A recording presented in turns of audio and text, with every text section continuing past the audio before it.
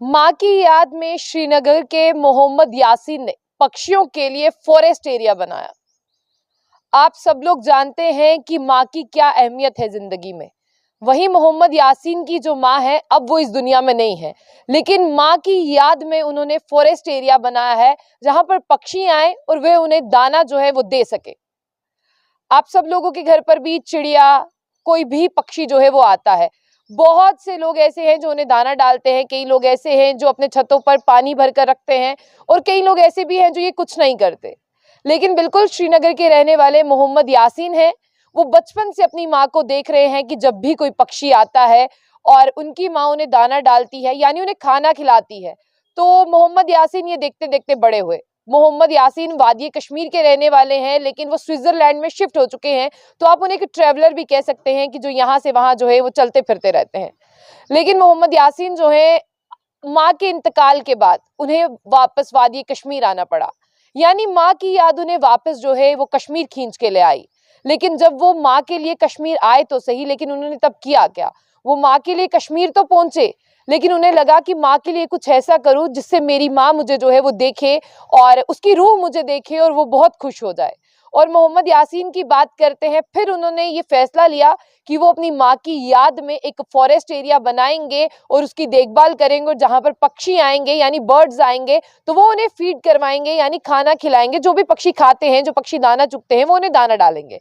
तो बिल्कुल मोहम्मद यासीन की कहानी बेहद अद्भुत है, बेहद अलग है सबसे। माँ की याद में यानी पक्षियों के लिए फॉरेस्ट एरिया बनाया है। आज इस युवक की तारीफ हो रही है और कहा जा रहा है कि जिस तरह से फॉरेस्ट एरिया को डेवलप करने में इसका बहुत बड़ा योगदान है। मोहम्मद यासीन जो है वो बहुत लंबे समय तक स्विट्जरलैंड में रहे हैं। इसी के साथ साथ उनकी माँ का इंतकाल हुआ और कुछ माँ की यादें उन्हें दोबारा से वादी कश्मीर खींच लाई। और अब फेमस डल लेक आप सब लोग जानते हैं, जो भी आज तक कश्मीर जाता है बिना डल लेक घूमे कभी वापस नहीं आता। अगर आप 10 बार भी कश्मीर जाएंगे तब भी आप एक बार तो डल लेक जरूर जाएंगे।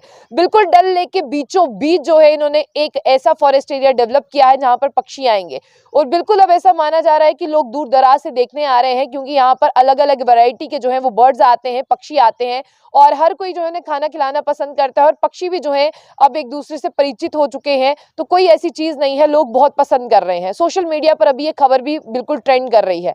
तो सबसे पहले मोहम्मद यासीन की बात करते हैं। उनका पैशन है कि वो अलग अलग जगहों पर जाएं, अलग अलग जगहों पर घूमें, और ऐसे ही वो स्विट्जरलैंड गए थे, काफी लंबे समय तक वहां रहे, लेकिन उनकी माँ का इंतकाल हुआ, फिर से वो वापस चले गए। लेकिन माँ की यादें जो है उन्हें वापस कश्मीर खींच लाई, और अब उन्होंने पक्षी पालन को अपना एक पैशन बना लिया है, यानी पक्षियों को दाना चुगाना, उनको फीड करवाना उनका ये पैशन बन चुका है। इसके लिए उन्होंने सरकार की मदद नहीं ली है, इसके लिए उन्होंने मदद ली है कुछ यूट्यूब चैनल की और अपनी माँ की।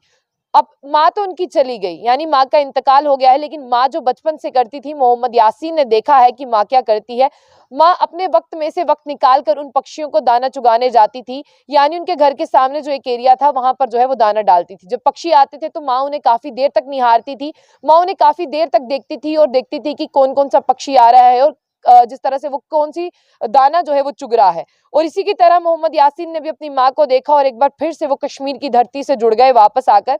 और सबसे पहले आपको बताएं कि उन्होंने कहा है कि मेरी माँ मेरी इंस्पिरेशन है। जब वो घर के कामों में से वक्त निकाल कर पक्षियों को दाना चुगाती थी, और उसी के साथ साथ कभी माँ ये चाहती थी कि एक ऐसा एरिया हो उसमें सिर्फ और सिर्फ ये पक्षी ही दाना चुगने आए, वो इनके लिए एक रिजर्व करके रखा जाए। मेरी माँ का ये सपना था, माँ बीच में माँ नहीं रही है, और अब माँ के जाने के बाद मैं ये सपना पूरा कर रहा हूँ। और अब मोहम्मद यासीन कहते हैं कि मुझे भी पक्षियों के साथ प्यार है, मैं अपने काम से वक्त निकाल कर इनके पास आता हूँ और बहुत ज्यादा वक्त जो है वो इनके साथ बिताता हूँ। अब मोहम्मद यासीन ये भी कहते हैं कि मेरी माँ की रूह मुझे जहां से भी देखती होगी वो खुश जरूर होती होगी कि मेरे बेटे ने मेरा सपना पूरा किया है। और यासीन इंस्पायर कहाँ से हुए, यानी मोहम्मद यासीन इंस्पायर कहाँ से हुए, वो मैं आपको बता दूं। मोहम्मद यासीन इंस्पायर हुए, आपने देखा कि बीते साल यूक्रेन और रशिया का युद्ध चल रहा था। रशिया और यूक्रेन के बीच में जो युद्ध हो रहा था, वहां पर जितने भी भारतीय थे या जितने भी अदर सिटीजन्स थे और कंट्रीज के, उनका स्वागत जो है वो खुली बाहों से किया जा रहा था। तो मोहम्मद यासीन वहां से एग्जाम्पल लेके आए हैं। वो कहते हैं कि मैंने देखा है कि बाकी जो जम्मू कश्मीर के लोग बाकी कंट्रीज में जाते हैं, लोग बाहें खोल के उनका स्वागत करते हैं, और मुझे बहुत अच्छा लगता है कि बाजू खोल के जब उनका स्वागत किया जाता है, खुली बाहों से उनका स्वागत किया जाता है। इसी तरह से माइग्रेटरी बर्ड भी हैं जो दूर दूर से यहाँ पर आते हैं फॉरेस्ट एरिया में, जिन्हें जरूरत है समझने की, जिन्हें जरूरत है खाना देने की। उन्होंने कहा कि बहुत से पक्षी आते हैं, बहुत से ऐसी नस्लें भी आती हैं जो हमने कभी नहीं देखी, उन्हें प्रिजर्व करके रखा जाए तो आने वाले वक्त में फायदा होगा। Common moorhen, pond heron, mullet, kingfisher, woodpecker and सिब्रन मलट, ऐसी स्पीशीज जो हैं वो यहाँ पर आती हैं और लोग उनका स्वागत भी करते हैं। यासीन के फादर हैं अब्दुल रहमान, वो कह रहे हैं कि आज मुझे मेरे बेटे पर फक्र है। मेरा बेटा स्विट्जरलैंड में था लेकिन माँ की याद उसे यहाँ पर खींच लाई। आज मेरी बीवी उसे जहां से भी देखती होगी उसकी रूह खुश जरूर होती होगी कि बेटा आज वापस जम्मू कश्मीर में लौट आया है और बेटे ने आज आकर माँ का सपना पूरा किया है। बहुत से लोग आज इन्हें देखने आ रहे हैं और ये फॉरेस्ट एरिया पॉपुलैरिटी का केंद्र बना है, क्योंकि डल लेक जितने लोग आते हैं वो इसे भी देखने आते हैं, कुछ तस्वीरें खिंचाते हैं और कुछ वीडियोस बना के सोशल मीडिया पर पोस्ट करते हैं। वादी कश्मीर का नाम रोशन हो रहा है, लेकिन ये उन्होंने सब अपनी जेब से किया, यूट्यूब पे वीडियोस देखकर। वो चाहते हैं हमें पैसे नहीं चाहिए, लेकिन हमें वन विभाग जो है वो इतनी मदद करे, यानी हमें जो फॉरेस्ट एरिया के लोग हैं वो इतनी मदद करें कि बेशक वो हमें पैसे ना दे लेकिन हमें बताएं कि इनको कैसे प्रिजर्व करके रखा जा सकता है। आप भी अगर जाएं तो जरूर एक बार विजिट करके आइएगा फॉरेस्ट बर्ड।